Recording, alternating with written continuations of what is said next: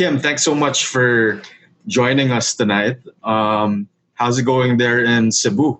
It's good. We just went to GCQ, and the traffic, apparently, I haven't left this place for nearly 5 months, but apparently the traffic is like Sinulog. Wow. Like, it's really bad. Yeah. I don't know. I just don't want to go down there yet. Yeah. You're in a good place. I mean, you're in a much better environment overall, right? Yeah.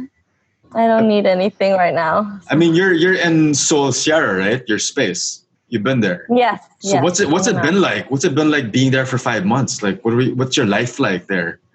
Well, before COVID started, actually, I was always here. Like, I never left. It would take me something really important for me to leave because my work's here, I live here. I mean, the nature's here. So I just never felt called to go to the city unless I really had to. Yeah. And so I just feel really blessed that I've been stuck here than my apartment in the city. If I was staying there, I don't know. I feel so bad for people that are staying in enclosed apartments and with no plants around and stuff.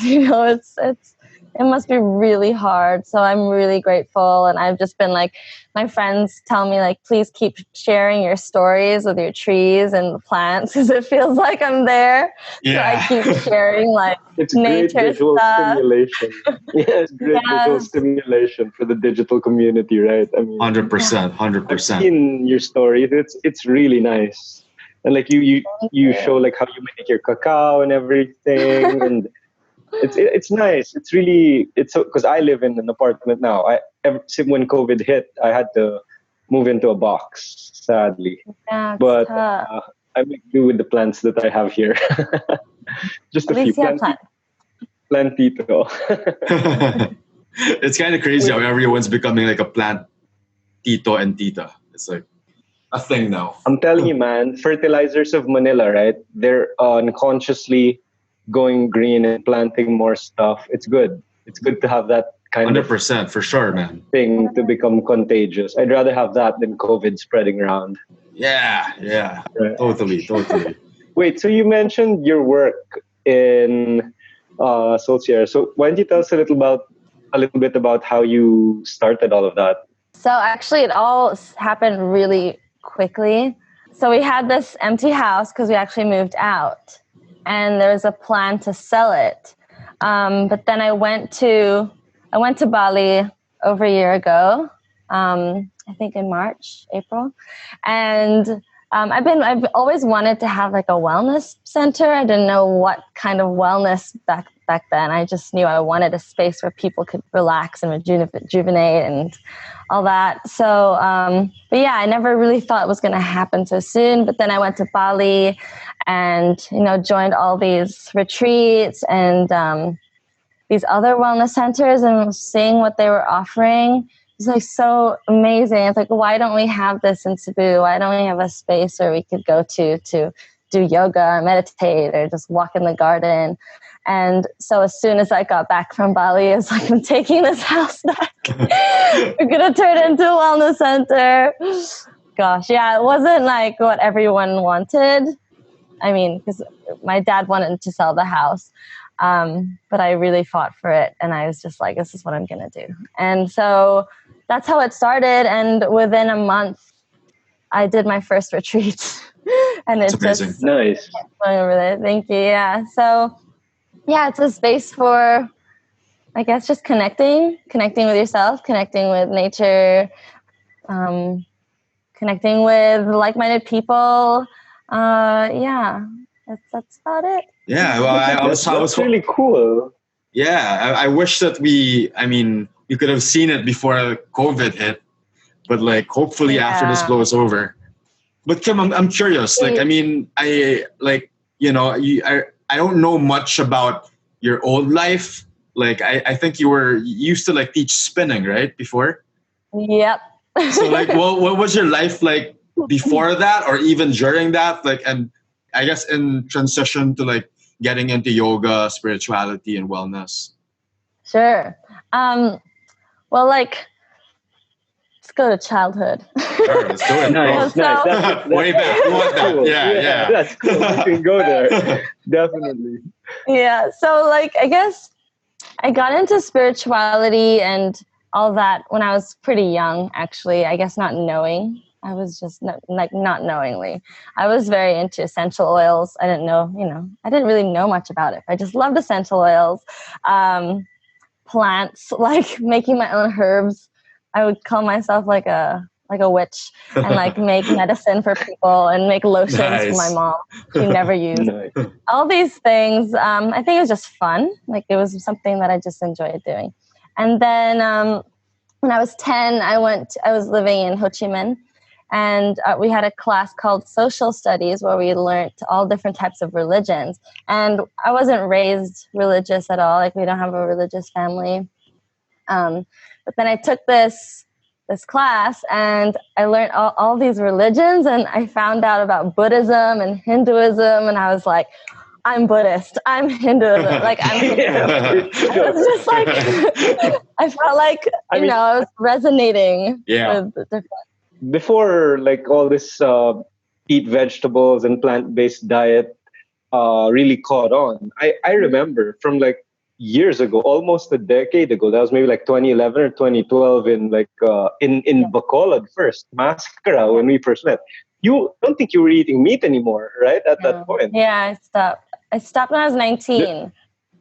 There was no salad stop back then, people. No. So it wasn't that easy to find. It's a commitment. It was like, yes, back then, yeah, it was tough. Lifestyle. It wasn't. It was more of lifestyle for her. I remember, parang it was just like, it's normal. Yeah. It was normal. Yeah, it was. I mean, it is. It is for me. And then I was learning about meditation. I didn't really know much about it, but I would, say I was meditating. I'd make my mom bring me to temples and not know what I'm doing, but I just like felt like I wanted to be there in that space. Anyways, so that happened. And then my teenage years, I was partying a lot, 20s. I mean, you remember me, Snap. I was like, doing whatever. We all were. We all were about. We all did.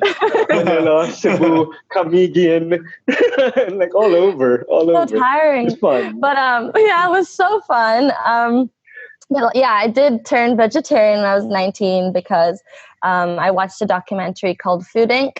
That my dad showed me, and after that documentary, I couldn't eat meat anymore, and ever since then, I haven't, Amazing. had meat. So since then, I mean, it was just that kind of lifestyle, I guess, like not wanting to harm animals. And then it grew and grew until, I went pescatarian for 4 years when I moved to Cebu because I don't know what happened. I guess I wasn't studying my diet and nutrition and all that. I was just saying like, I'm just going to eat French fries and rice all day. So I wasn't feeling good. And my mom was like, you need to eat fish. Like you're not eating enough nutrients. So I started eating seafood. And then 4 years into that, I went to Siargao, went to Daku Island, saw a pig tied to a tree. And for some reason that turned me vegan. And ever since then I've been vegan.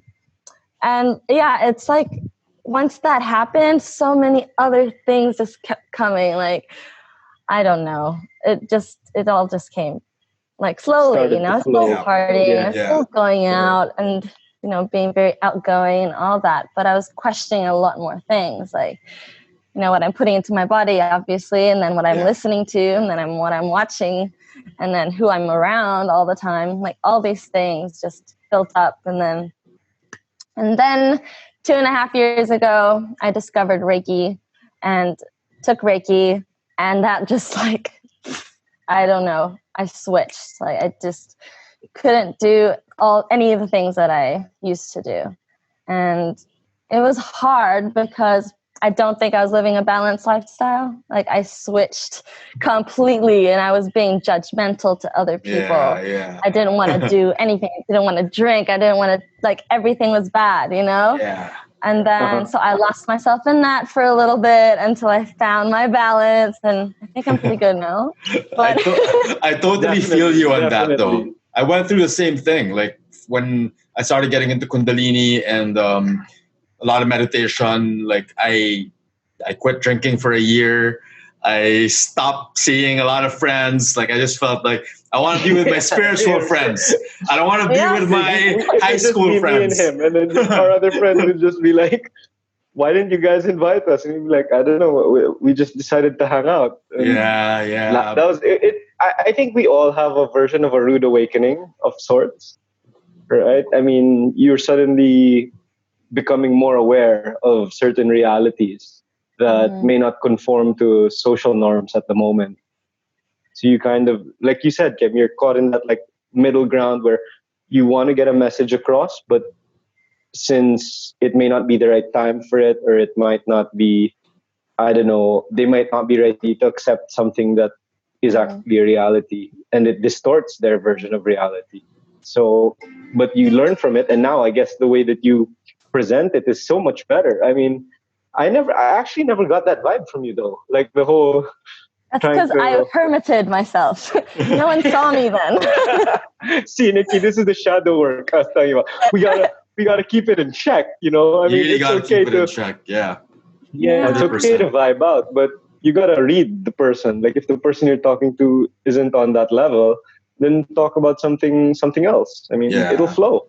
You can't force things. I think with the I mean, and I think I wouldn't say cool thing, but I think it's I've been noticing, like, especially since I've been teaching during this lockdown, that like a lot more people are more open to like learning about meditation and spirituality, because they're being, I guess they're isolated. You know, they're being forced into a corner, and exactly, and they're asking questions. They're like, what does what does life mean now? What am I supposed to do? And it's a great thing. I mean, like, you know, it's like that they always say this whole spiritual awakening. It's happening as we speak, and I think it's the silver lining from all this challenge, I guess. You know. Yeah, I think it's gonna escalate, which is good. It's gonna escalate, yeah. Like that's the thing. You gotta be, you know, like I was just talking to a friend of mine, and you know, she's also a healer, and she told me that you know, people are feeling the pressure. You know, people that aren't that I guess aware of what's happening. You know, it's escalating, and they're losing their nerves, and you know, they're for teachers, for healers, for people who are trying to like help humanity. It's, you know, it's our responsibility, but at the same time we're going against the current, and it's hard. You know, it's tiring, but like I guess it's our, I don't know, I'd like to think it's a higher calling, you know, to be able to help other people, and it is a higher purpose. But Kim, I'm curious though. Like, I mean, with, you know, like talking about shadow work, like what's been your shadow work in this pandemic, being in isolation being indoors for 5 months? And yeah. Okay. Her indoors is very nice. Huh? It's a different kind nice. Of indoors. Yeah. You can't actually. You've been in a mountain. You're on a mountain. Yeah. Thank you. My shadow work. So, I mean, I guess it's the same thing that kept coming up, like since I started all this.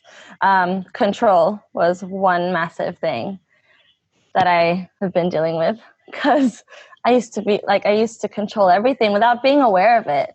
You know, like wanting things to be done this way, even like Soul Sierra and setting everything up and all the events.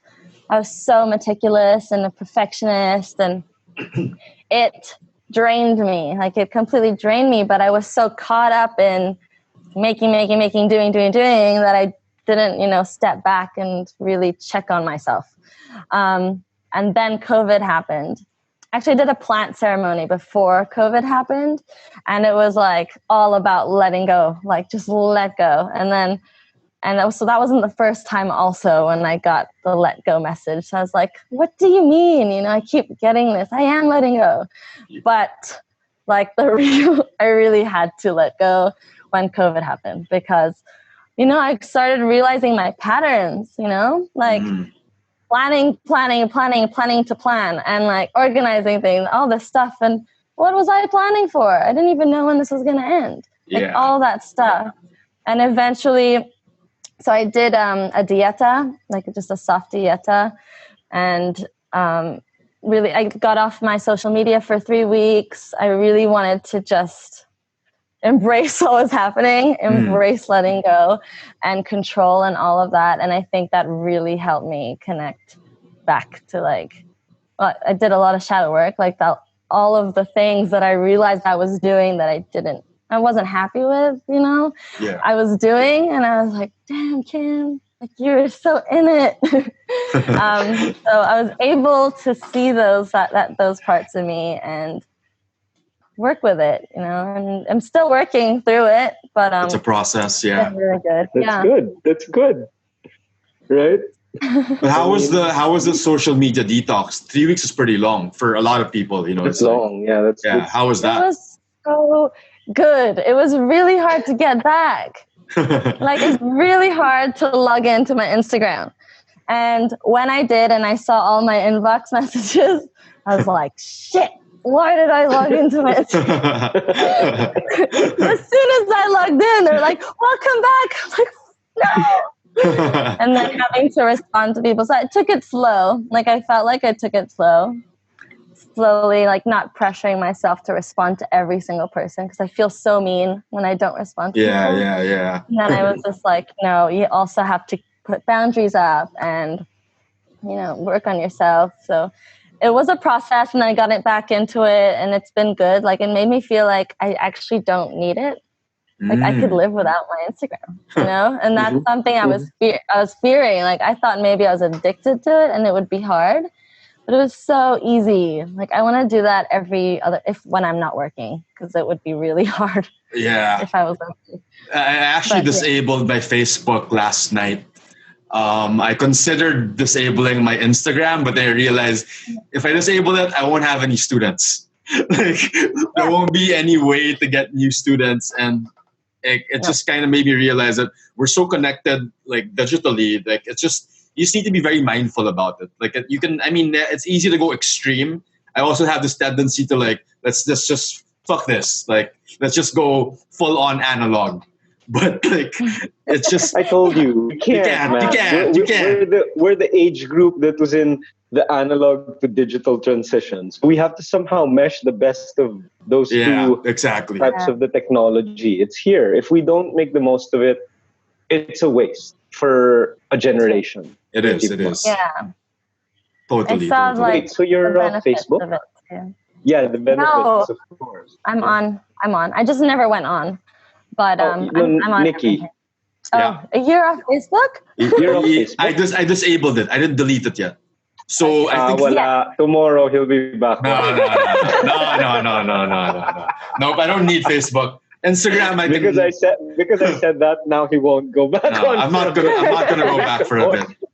Don't challenge me, man. Don't challenge me. I'll go the whole year without Facebook.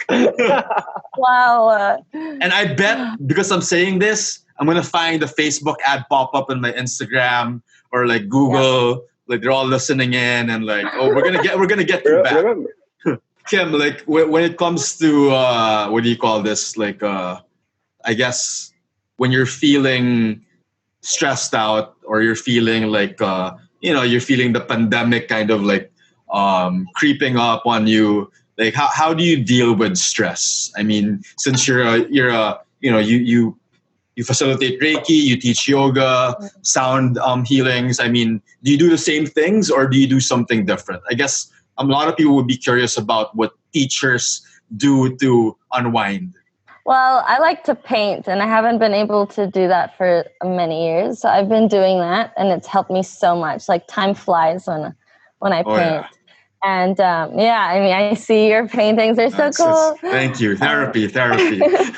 Yes, art is therapy. Art therapy. So that, and honestly, taking walks, like just taking walks, and I mean, it's a practice, right? Of when you start noticing your anxiety creeping in. Yeah. Or noticing like that thought of like doing something to bounce off it before it's too late, before you're in the deep. And exactly. like, oh my gosh, yeah. So now I really just move. Like I have to get up and just do something.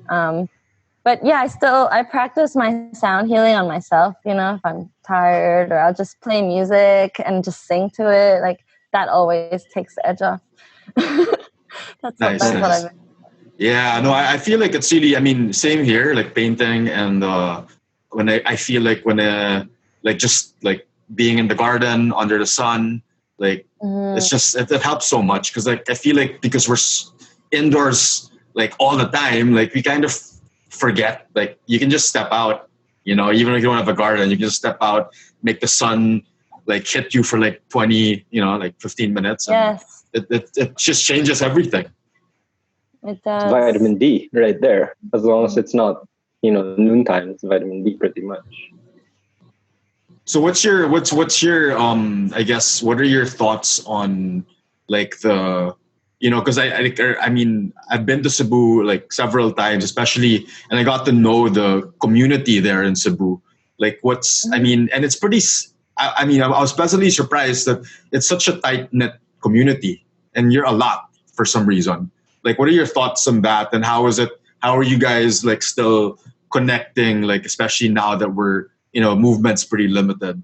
Well, yeah, it is actually really tight-knit. Before, when you'd go to class and stuff, you always knew the people. There'd be, new people here and there.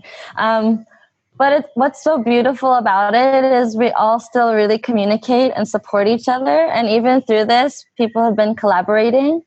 We've all been collaborating like throughout this pandemic, and it's really nice to see.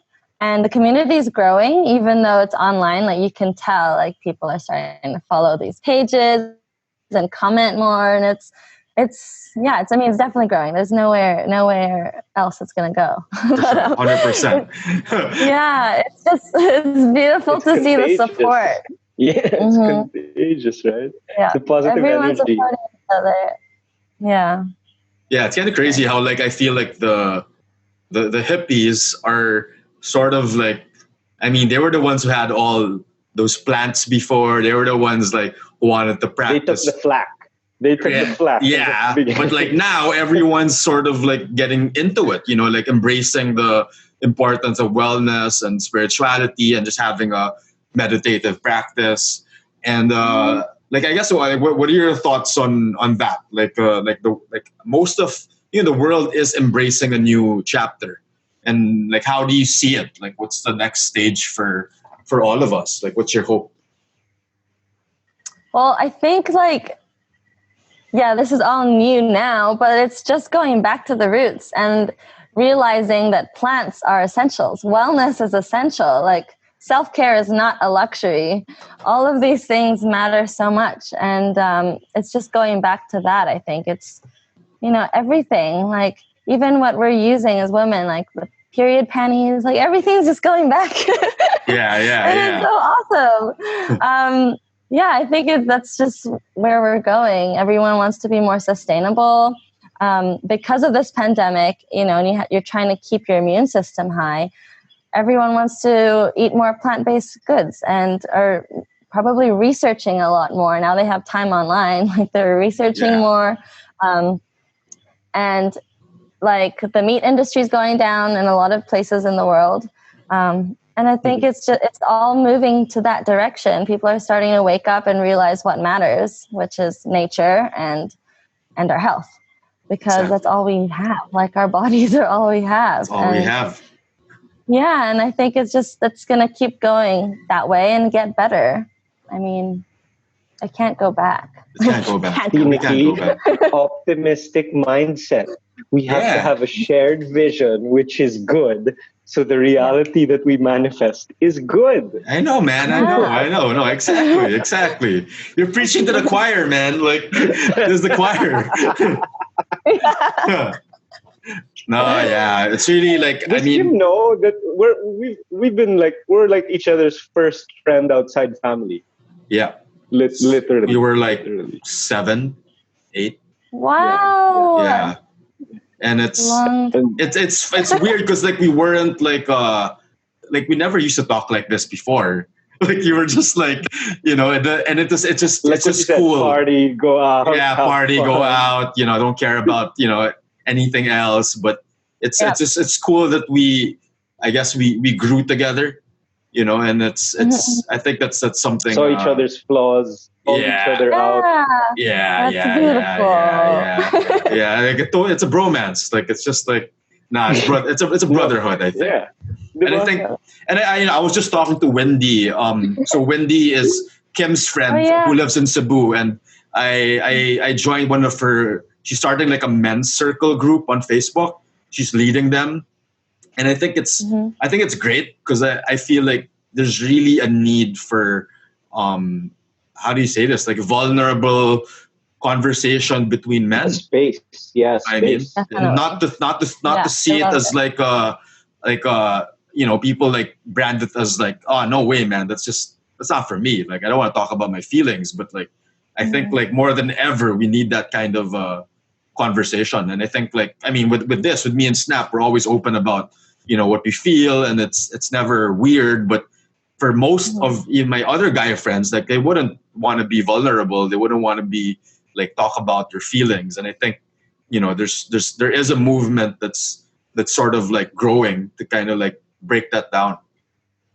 Yeah, I think it's the balance of the divine masculine and divine feminine. It's really starting to rise, the divine feminine in everyone. I mean, people are Yeah. starting to be more compassionate and caring and open, and I think we needed this tough time for that to happen. Like everything is created in perfection, and we just got to flow through the plan Exactly. and Exactly. just do our I love how best. she said that. Flow through the plan. when Yeah. we talk when we talk about exactly what you said, like we both kind of do that Yeah. as Just well. flow. It kind of Go gave with me the goosebumps. flow. Like as you, I was like, is she really going like this? I was like, wow, it's a Yes. soul group thing. Crazy, crazy. No, it's grow with the Yeah, and when flow. you're go with the flow, like what I was saying about like working through my control, controlling everything, I realized I was going against the universe's Yeah. flow. Yeah. And I was working extra hard for all these things to happen when I actually didn't need to. I just had to trust and move, and being able to see that happen now, like I let go of so many things. If my sister wants to do something, move something, or whatever, I'm just like, guys, do whatever you want. And I feel like the place is kind of, even Soul Sierra is falling into how she wants to be. I was controlling how I wanted this space to be. But now I'm allowing the space to speak for itself. Yeah. And it's different from what I wanted, but I feel like it's better. Yeah. And I want it now. But it's just crazy, like trying to live in unity with not only people, but with your space. Yeah. It's, Yeah. everything's alive. No, it's Yeah, really, yeah, I we get totally you. believe We that. get Like, you. you got to trust what's happening. It's not against you, it's working for you. It's, I Exactly. mean, that once you see it, once you see life that way, it's just going to be amazing, you know? Yeah. I mean, if only everyone would be able to absorb new information and adjust their belief systems based on that new information, I think everyone would not have to go through a rude awakening. It would just be a more smooth flowing awakening. Yeah. I mean, It's the and Yeah. resistance that creates the situations where it becomes a bit complicated, right? Mm-hmm. it's really that. I Like mean, you said, trying to fight. you Go said ahead, go ahead. you said rude awakening. I mean, it's only rude because like, we're clinging so tightly on what we want it to be, on what we expect. And that's when we just go into the spiral. But like if you just see it as like, okay, I'm getting triggered, but like it's happening right now, I don't understand it, but it's gonna be okay, like it's just, Yeah. and life is just that way all the time. It's just, you think that Mm-hmm. it's a meltdown, but it's actually a breakthrough, so it's Yeah. So you said you haven't really gone out, but I'm sure like you have a lot of friends and you see their feeds. I mean, what's it looking like for you guys right now? Because I see some of the guys' feeds, but mostly like Edmund's always at home with his fam, and Sila Pocher also, and Kyle, they're all Yeah. in their condos as well. I mean, what's it like from your digital lens? Honestly, I don't spend too much time on my stories, like looking. I post stories, but I don't watch anyone's. I'm sorry. That's healthy. That's healthy. That's healthy. Yeah, I think that's healthy. That's healthy. But that's also good. I actually, maybe that should be my version of the fast. No, you can't. You can't do that, man. You can't do that. Yeah, I don't think I can. I don't think I can. I'll be honest. I don't think I can. Well, what's nice, like not watching stories, because I've been like that for a while, is when I actually meet my friends again, because everyone seems to know what everyone's doing. Yes. So I don't know. So I'm always like lost.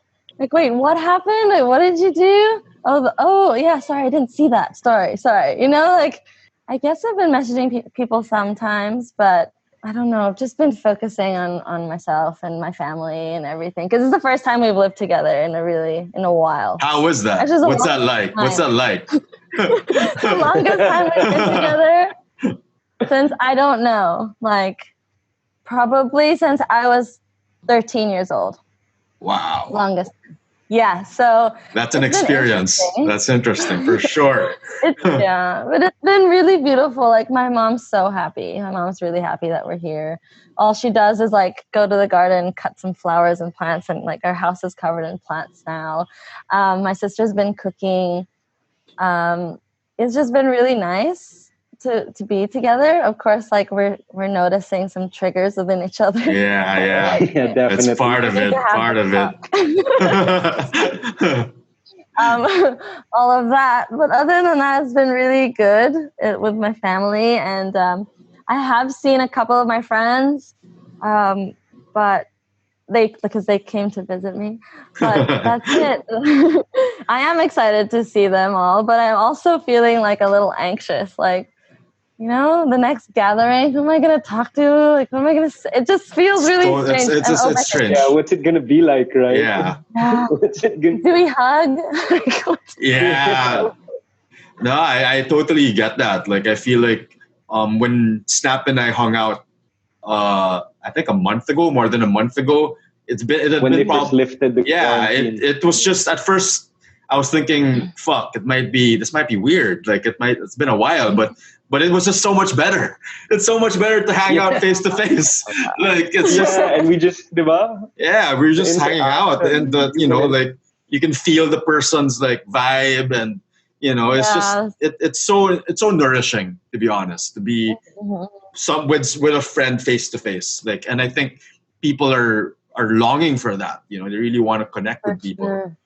And I think, and what you said about your family, when the triggers, like, because I've been living with, I moved back to my mom's 2 months ago, and this is also the first time we've been together with my other brothers, and 4 of my brothers are here, and it's been almost more than a decade since we've been living together, and it's beautiful, but also there's so much learning. Like, you realize that your karmic ties are with them. Like, these are all your biggest triggers. The roots. Yes. Your roots. Like, they're all mirror images of you projecting towards each other. And yes, I'm always like, she's my mirror, she's my mirror, she's exactly. That's crazy. I might start doing that when I visit my folks. You got to think about that, man. You got to he or she is my mirror. Yeah. Yeah, you just react like right away. Like, whoa. Like, I mean, that's the irony of it, right? Like, they're like your blood, they're your siblings, your parents, but then you're so quick to like react, so quick to lose your cool. And yes, it's so strange, but it's like all my friends who I talk to who moved back to their parents' house, it's the same dynamic. But I was talking to one of my friends, and she's a lot older than me, and she was telling me, like, just like, remember this, like, you know a lot more than them in terms of what's happening in the world, the way things are moving so fast. So you have the capacity to adjust. They're a lot older, so they might not be able to adjust with you anymore, but you can hold space for them. So just think of that, especially your parents, because, like, they're not getting any younger, and you want to try to like be more patient and understanding towards them, so that you can, I guess, they can start to see how you view things, and not just like butt heads. Yes. You can't expect them to suddenly change. I mean, yeah, that's the issue. Like with my mom, my sister, and I think my sister just wants my mom to see and realize things like right away. Like you have to be patient and all these things. And my sister reacts really quickly to things. So we have these talks like openly, and it's really sweet because now before we would just snap and then walk away. Yeah. Now like we snap. Well, she snaps, walks away, and then comes back and like apologizes, and it's like, yes, this is a change, and we all need to do this because when she does that, it will cause my mom to do that too, Exactly. all that, Exactly. the ripple effect, and exactly. Yeah, I remember like we had it was Sunday lunch, like maybe a month ago, and you could tell, like I noticed that whenever we have meals here in the house, like it's sort of like the venue for a lot of I guess like release discourse. And like I remember like it just started from a very small thing about food, and it escalated to like really, really big issues. Like my mom started bawling. I started bawling. My brother started bawling. And it was like, I felt like it was years worth of like things that have been left unsaid. And it got pretty crazy. Everyone, like people started screaming. But like after that, I felt like we had I don't know, healed something really big. But Kim, like, I guess, what are your final thoughts on, I guess, like, this new normal for you? Because obviously there's been a lot of evolution, and now that you're getting comfortable with being, like I guess with yourself and connecting with family. Like, what are your what are your reflections on this? Because of all this and like being able to really settle and look back and take a step back on everything that I've done the past year. And like I said, I was always like doing. When all this happened and I had to let go and stop planning and everything, I realized like a lot of the things that I was trying to do weren't even like my truth, like weren't even what was really gonna make me truly happy. It was just because I could, it was like, I don't know. I realized like the things that would make me happy are really simple things. And that's all I want. Like just simple life, Yeah. And I woke up when maybe just like a month during COVID, I realized that. And so I was like, why am I going to keep fighting for this and more of this? And I just don't need any of that. I've been letting go of so many things. My closet was, pretty big before. It's like, I'm wearing the same thing every day. Yeah. It's like, I've just been able to let go, and I feel so good about it. And I think I'm making a good, I'm doing well with my mom because she is like, was a hoarder.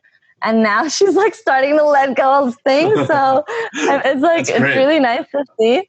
Yeah. And so it's making me realize like the things that I really want to focus on and not to do too much. Like really just do what feels right and what feels good, and not to be there for everyone all the time. Because that's what I tried to do last year. And I tried to, help everyone. I would say yes to everything. Yeah. I wouldn't set boundaries. And so boundaries have been like great now. Now I always have an excuse to, I'm far away. But, so it's just, it's helped me realize what matters. Family matters so much. I was very disconnected with my family for a while. So it's really nice to connect again. And it's beautiful to work together. So I'm focusing on that and taking a step back every time before I start a project, and really asking myself if it's something that is going to really benefit everyone and myself, like not harm me at all and not harm anyone else and all that stuff, instead of just doing. So that's my new normal. Just taking a step back and trusting everything. Yep. You just got to trust. It's really that. Just really trust the process. But Kim, thanks so much Great. for That's joining really us great. tonight. Like it was so much fun Thanks, talking. It was so fun. And hope Yeah, it was a good conversation. hope you assimilate in a flowy way back into like Yeah. Cebu life. You'll see. You'll get a call from me like, I can't do this. But hey, At that point, we can all fly over to Cebu. Hopefully. Or like, Hopefully. Yes, come And then- visit. yeah, For and sure. next, I mean, once travel and everything's allowed, when you come to Manila, definitely let us know. Let's take Yeah, it to we gotta Tanay. hang out. Yeah, Chill for out sure. there. You go Like, slow. yeah. You go Yeah, we'll slow. go to like the raw mountains of Yes. Luzon that people don't go to, but it's like my it's super fresh. Yes, Thanks, Kim. come visit. For sure. For sure. Definitely, Yeah. Thank you guys. See you, Kim. Keep Take care. Thanks as well. Thanks as well. Take Thank care. you. Bye. See you. Bye.